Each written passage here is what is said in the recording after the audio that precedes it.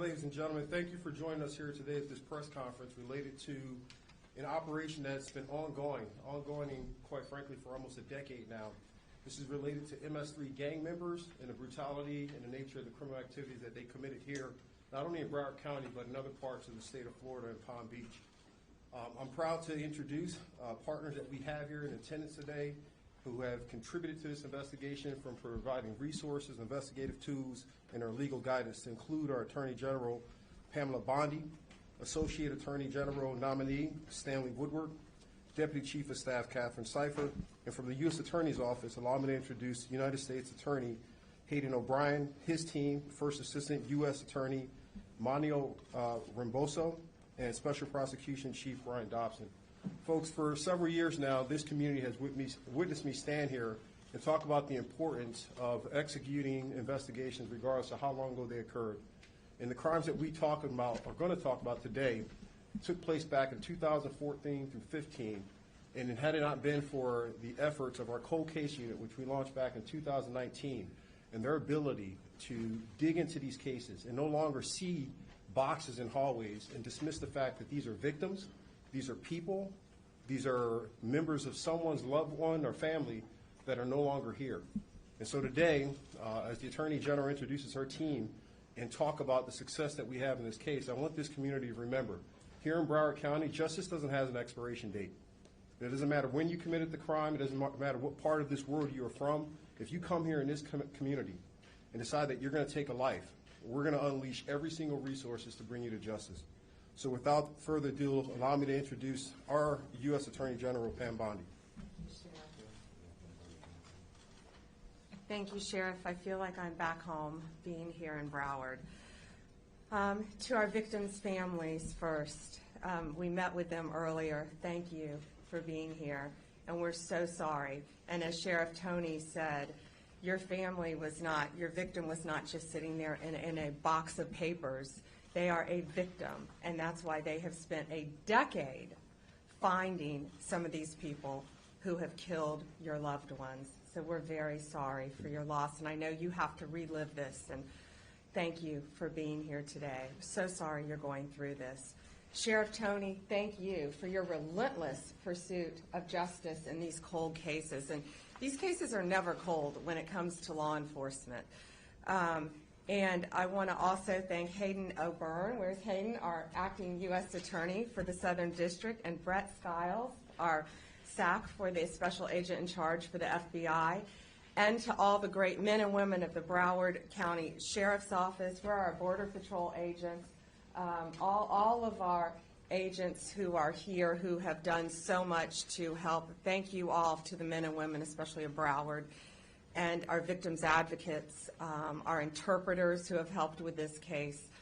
It takes a lot of people to make these cases, and they're so very, very important. And today we're here to announce the arrest of 3 more MS-13 gang members who were in this country illegally, and they were in Florida, and we will be reviewing them. They've all been arrested for first-degree murder. We will be reviewing them to see if we will seek the death penalty. This has been a long-running investigation that started in 2015. The victim in this case was brutally murdered, stabbed approximately 100 times by multiple gang members before he was shot in the head. He suffered tremendously. And these indictments are a warning to all criminals. We don't care how long ago you committed the crime. We don't care where you go. We will find you, we will arrest you, and we will prosecute you to the fullest extent of the law. Gamez Maravilla was located in Lake County, Florida. Get ready for this. He was hanging drywall at the Villages when he was arrested. Bermudez Martinez was apprehended in Minnesota. Great police work by all of our federal, state, and local law enforcement agencies working together. Found this guy in Minnesota. He thought he got away with this crime, and he did not. Navarro Martinez arrested right here in North Lauderdale. They are charged with brutal murder of a young man. One of these defendants sought him out, convinced him to come with him in his car, took him to a crime scene where they are all charged with violently stabbing him, almost like a game, to get a higher level in their gang initiation. They were all part of an MS-13, it's called Clique, a clique that was living right here in Florida. They're not just a street gang, they are a highly organized terrorist organization. Last week in Virginia, you all saw, we arrested one of the worst MS-13 gang members. He was one of the top 3 leaders of MS-13 in our entire country. He was living right in Virginia, half an hour away from D.C., in a nice apartment complex with normal neighbors, bicycles in yards. They are living among us because they think they can get away with this, and they cannot. They're bringing drugs, they're bringing guns, and especially violence to our country. And under Donald Trump's presidency, that has stopped. Every 7 minutes, an American dies of a drug overdose. Over 75,000 people die a year of fentanyl overdoses. More than 2 homicides an hour happen in America. We know there is so much more work to be done, and that's why we are all here fighting for victims of crime. These gangs are organized, they are terrorists, and look at these 3 guys. They thought they got away with it for almost a decade, but they did not. Thanks to the great men and women of law enforcement, they were found, they were arrested, and if convicted, they will never see the light of day again. More arrests are coming. If you are a gang member living in this country, I'd self-deport right now because we're coming after you. It's my honor today to introduce U.S. Attorney Hayden O'Byrne with the Southern District of Florida. Hayden, thank you and your team for your tireless work on everything that you've done to keep Florida safe, but also to keep our country safe by taking these terrorists off our streets. Thank you, Hayden. Thank you, John. Thank you.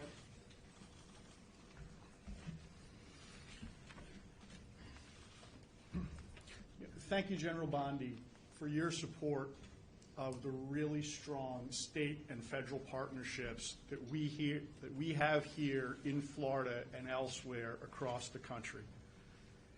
Today is just one example of what we can do when law enforcement works together as a team, as Sheriff Tony and General Bondi have demonstrated here with what we're able to do. When we join forces like this, we can solve cold cases from 10 years ago. We can solve these homicides. We can bring terrorists to justice. We can take back America, and I hope that we can provide some solace to the victims of these horrific, horrific crimes. Sheriff Tony, thank you so much for your support in this case. We wouldn't have been able to do it without you. Thank you for your support for so many things, including doing an excavation to find the body of the victim years after that lot was turned into a housing complex. Thank you to the cold case detectives and everyone else at your office that worked tirelessly to pursue these individuals, not just in South Florida, but across the country. Now, I also want to thank the Palm Beach Sheriff's Office, Customs and Border Protection, Homeland Security Investigations, the Florida Department of Corrections, the Naval Criminal Investigative Service, and everyone else that was involved in this prosecution. We couldn't have done it without you, but when we work together, we can achieve these indictments and we can secure the convictions of these terrorists. The United States Attorney's Office and the Department of Justice, we will not stop working to pursue these terrorists and take back America. Thank you. I'd like to welcome to the stage the SAC of the Miami Field Office of the FBI, Brett Stiles.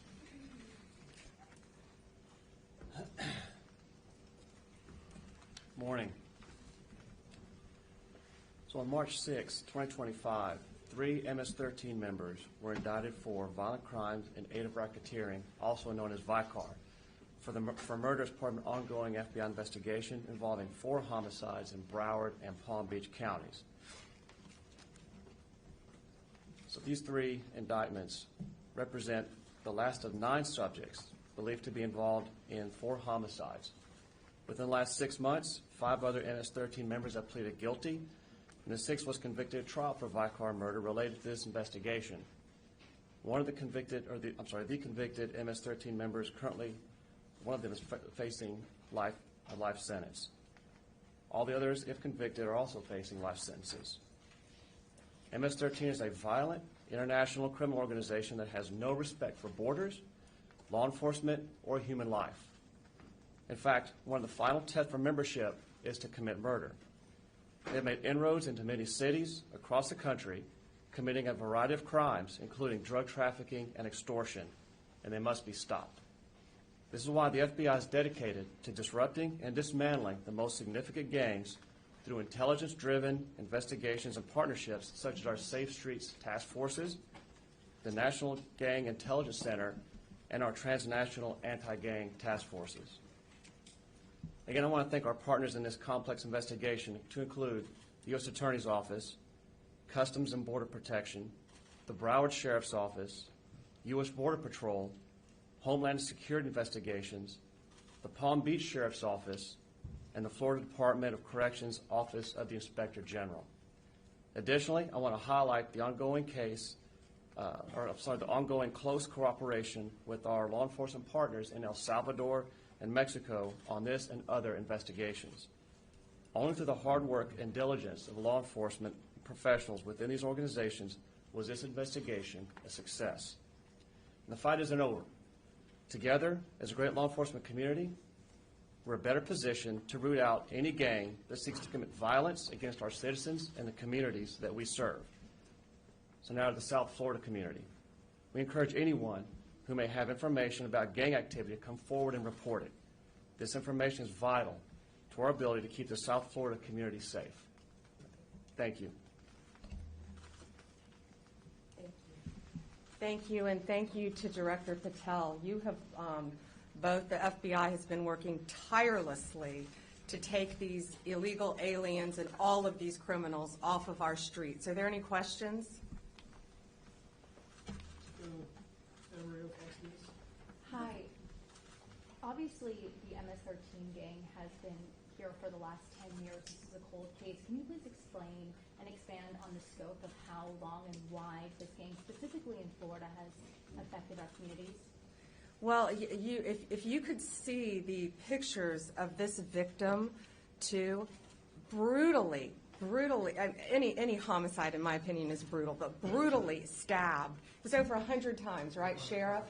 All over his body. I mean, his neck, his chest, his entire body, almost like a game. Didn't they call it a piñata? They called him a piñata. That's how frightening and dangerous these people are. These gangs are organized, terrorist. They have a command structure, and one of the reasons they commit murders in this way is to increase their level within the gang. So yes, they had been operating right here. One of them, as I said, was caught in Minnesota. They are living among us, the most violent of violent, but no longer, thanks to great police work, and again, it's state, local, and federal agencies working so well together. We're going to find them all and take them off the streets. These 3 were here illegally from El Salvador. Can you explain how the 9 and possibly 10th there, how they're Are they responsible for more than one murder? If you can talk about the scope. Multiple murders for the other ones. Do you want to take that?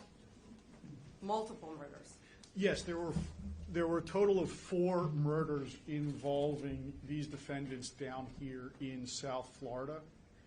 In the trial that just concluded, the people you see on the top row either pled guilty or were convicted of those murders.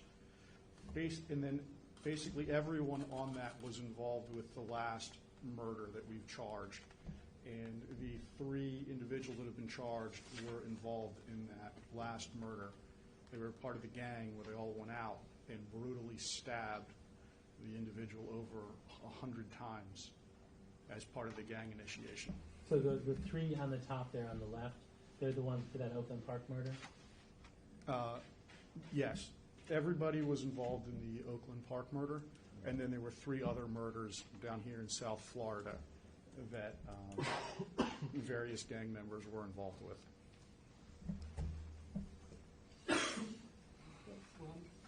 Ms. Bondi, a question not related to this terrible tragedy. As you know, it is routine for the department and the FBI to investigate matters such as the Signal scandal, the interactions, inappropriate interactions between some of these cabinet secretaries on secure national defense information. Last week you told a reporter that the reason you have chosen not to investigate that was because you viewed this information as not being classified. The predicate for opening investigations in the past has not been classification. It's been sensitive national security information. So I have 2 questions. First, can you tell me how you know it wasn't classified if you haven't investigated? And secondly, have you discussed this matter with the president or anyone else in the White House? I have not discussed it with the president. And secondly, the agencies themselves said it was sensitive, not classified. I believe one inspector general is looking at it now. Those cases would have to be referred to me. They have not been referred to me. They are being looked at interagency currently. Does the Anyone FBI else? have latitude to open an investigation independently? No, nothing has been referred to us. These are intelligence agencies, and they are reviewing it internally. All right, thank you all so much. I can take one more. Thanks. Hi, Betsy Klein, CNN. Yeah, hey, Betsy. On the topic of deportation flights, were you informed of Judge Boasberg's March 15th verbal order to turn planes around, and were you involved in the decision to defy that order? I don't think anyone defied an order by a judge. That's pending in court right now.